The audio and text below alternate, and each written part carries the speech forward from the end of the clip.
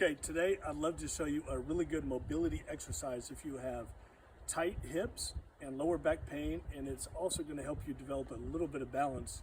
If you're on a trail and you kind of stumble a little bit, it's going to help kind of train that. So a preventative movement.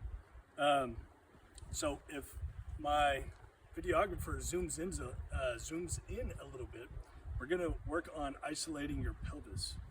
So you should be able to move your pelvis forward and backwards. If you see, my knees are bent a little bit, but basically I'm just kind of, this is called anterior rotation and then posterior tilt.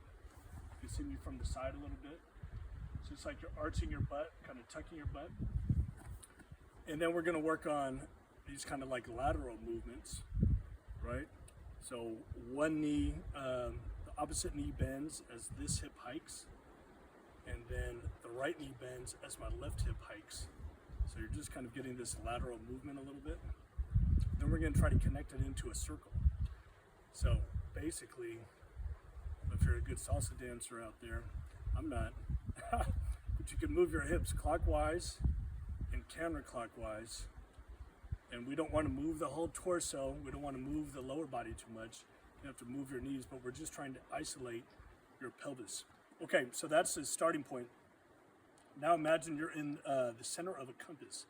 And I want you to lunge forward to north, and then you're gonna do 5 clockwise hip rotations and 5 counterclockwise hip rotations, and then you're gonna lunge to the right.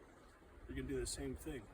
So I've got my right knee bent, left leg is stiff, and I'm just isolating my pelvis. Feel my inner leg a little bit, get a good stretch. Step back to neutral. Then you could do the same thing. You could go step backwards.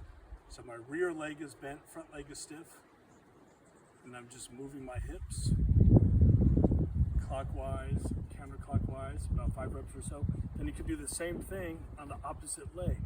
So it's a small lunge and then a little bit of pelvic mobility. So that's good for your hips and it's good for your lower back, and also trains you to kind of move in different positions and to be confident in that so you don't fall. So hopefully that's helpful. Give it a shot and let me know what you think.